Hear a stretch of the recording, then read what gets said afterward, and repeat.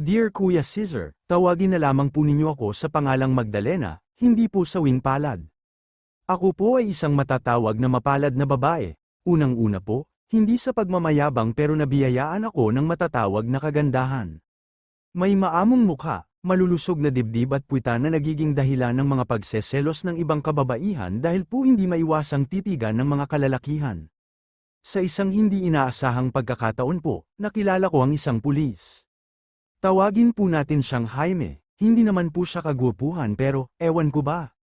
Masaya naman po ako na nakikinig sa mga kwento niya.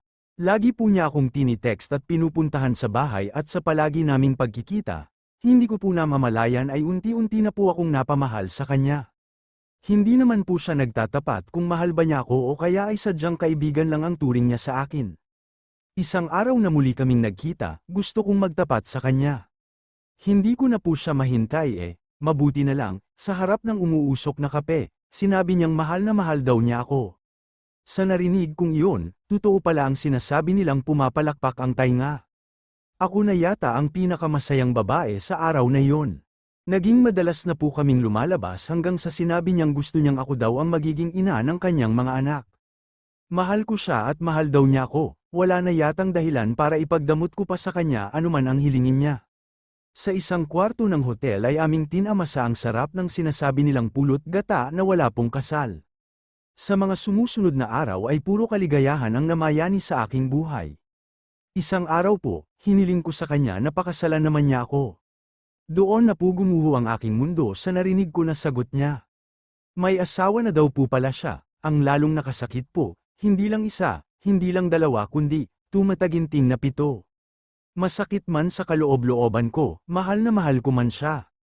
Ako na po ang kusang umiwas at nagparaya, sino man po ang kanyang tutuluyan sa 7. Umuwi po ako sa amin na parang buhat-buhat ang bigat ng mundo. Dinamdam ko talaga ang pangyayari, sa harap nga ng hapagkainan, ayaw kong kumain kahit nagluto ang nanay ko ng paborito kong pinaupong manok. Pero naisip ko, ano naman ang kasalanan ng pagkain? Kumain na lang din po ako, binlock ko po si Jaime sa cellphone, ayaw ko na din siyang makita pa. Bumili din po ako ng asong ulol at tinuruan na kung sakaling dumating siya sa bahay, lalapain na siya. Sa paglipas ng panahon, medyo nakakalimutan ko na po si Jaime. Nagtayo na rin po ako ng bar para palipas oras at nang tuluyang makalimutan ang pulis na iyon.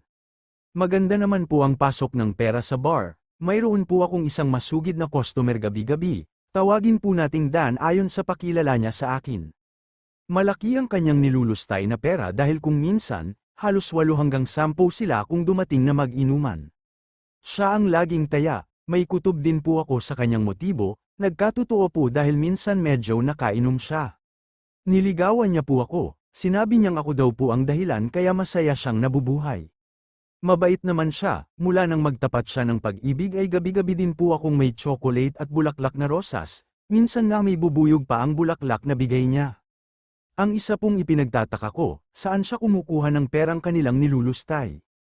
Humingi po ako ng tulong sa pulis na kasamahan ni Jaime.